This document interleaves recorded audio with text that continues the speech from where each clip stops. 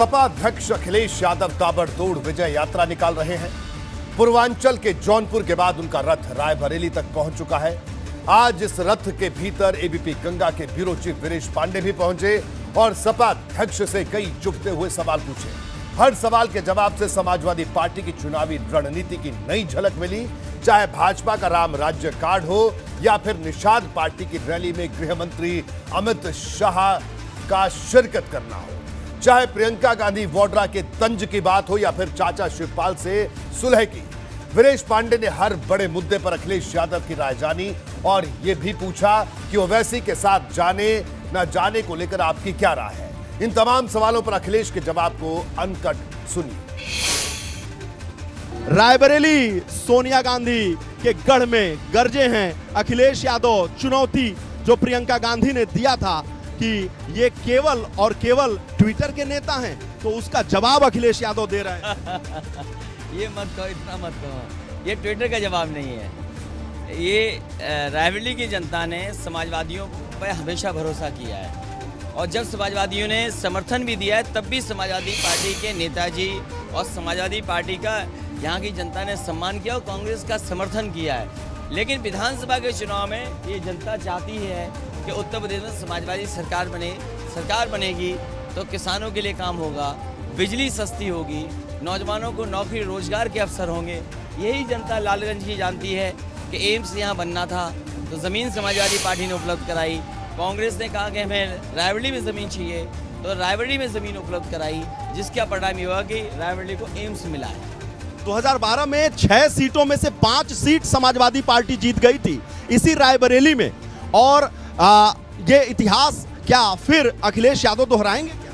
मैं ये कह रहा हूँ कि इस बार रायबरेली में 100% सीटें समाजवादी पार्टी पक्ष में जाने वाली हैं। प्रियंका जी कहती हैं कि अखिलेश जी चुनाव लड़ते हैं, मैं जमीन पे लड़ती हूँ, लेकिन जमीन तो दिख रहा है, जमीन पे तो कार्यकर्ता दिख रहे हैं। हमारी उनसे कोई तुलना नहीं है, ना हमारा कोई उनसे झगड़ा है। उनका काम करने का तरीका अलग है, हमारा काम करने का तरीका अलग है। उनका अपना जो संगठन है वो काम करेगा, लेकिन समाजवादी पार्टी के पास ज़मीन पे संगठन है, ज़मीन पर लोग हैं और अगर ज़मीन पे लोग ना होते और ज़मीन की बातें ना करते तो शायद ये जन समर्थन न दिखाई देता इतना। आज मुख्यमंत्री कह रहे हैं कि समाजवाद राम राज्य नहीं ला सकता, गुंडा राज लाता।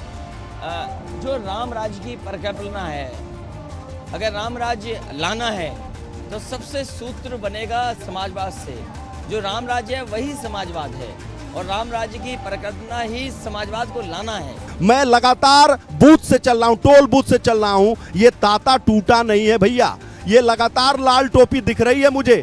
निष्पक्ष पत्रकारिता अगर कहूँ तो ये लाल टोपी लगातार चल रही है और जुनून की हद तक ये प्यार करने वाले साथ साथ चल रहे हैं। अखिलेश जी, ये जो भाव है क्या रंग लाएगा?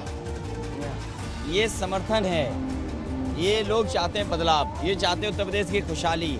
इन्होंने देखा है कि इनकी कमाई आधी हो गई है, महंगाई दोगुनी हो गई है, ये परिवर्तन चाहते हैं। ये परिवर्तन लाने वाले लोग हैं जिससे कि उत्तर प्रदेश को कम से कम ऐसी सरकार मिले जो प्रोग्रेसिव हो, जो काम करे, जो विकास करे, जो जनता का दुख सुख समझे। अमित शाह जी कह रहे हैं कि समाजवादी सरकार में तो कोई काम ही नहीं हुआ, केवल जातिवाद फैलाया। समाजवादी पार्टी ने कभी जात के आधार पर काम नहीं किया, लेकिन जात के आधार पर फैसलों का झूठा प्रचार अगर कोई कर रहा है तो वो भारतीय जनता पार्टी है। आज सबसे ज़्यादा उत्तर प्रदेश में ठोकोराज और जाति को लेकर के राज अगर चल रहा है तो वो उत्तर प्रदेश में भारतीय जनता पार्टी का है। अच्छा, आपको लगता है कि शिवपाल जी के आने से आप लोगों को जो रास्ता है वो सुगम हो जाएगा? देखिए, उनके आने से और उनका भी एक दल है, क्षेत्रीय दल है। समाजवादी पार्टी का पहले दिन से कोशिश थी कि जो समाजवादी पार्टी से मिलती जुलती जो विचारधाराएं हैं उन सभी क्षेत्रीय दलों को साथ लाया जाए। उसी कड़ी में आज उनका दल भी समाजवादी पार्टी के साथ है। सीटों को लेकर कोई सीटों की जब बातचीत हो गई तभी गठबंधन तय हुआ है। 24 घंटे काम करने वाली सरकार क्या काम कर रही है? ये 24 घंटे वाली सरकार केवल बेरोजगारी और लोगों को काम छीन रही है लोगों का। अगर 24 घंटे काम कर रहे हैं मुख्यमंत्री जी तो आखिरकार बेरोजगारी क्यों है? 24 घंटे काम कर रहे हैं तो इतनी महंगाई क्यों है? 24 घंटे काम कर रहे हैं तो बोरी में से खाद की चोरी क्यों है? 24 घंटे अगर काम कर रहे हैं तो उत्तर प्रदेश में बिजली का बिल जब आता है तो करंट लगता है। अगर 24 घंटे काम कर रहे हैं तो सबसे ज़्यादा थानों में कस्टोडियल डेथ में उत्तर प्रदेश नंबर 1 क्यों है? अगर वो 24 घंटे काम कर रहे हैं तो नेशनल ह्यूमन राइट कमीशन से नोटिस क्यों मिल रहे हैं? 24 घंटे काम कर रहे हैं तो बताओ सरकारी संपत्ति क्यों बिक रही है? आखिरी सवाल यह है कि भारतीय जनता पार्टी अपने प्रधानमंत्री के साथ साथ सारे मुख्यमंत्रियों को भी यहाँ उतार दी। ये जैसे जैसे हार का डर सताएगा भारतीय जनता पार्टी को, वैसे ही भारतीय जनता पार्टी के नेता उत्तर प्रदेश में आपको दिखाई देंगे। आप संजय निषाद जी को भी साथ लेंगे? वो बीजेपी के साथ हैं, कभी हमारे साथ थे, हमें धोखा दे करके उधर चले गए। तो क्या उम्मीद करोगे ऐसे लीडरशिप पे?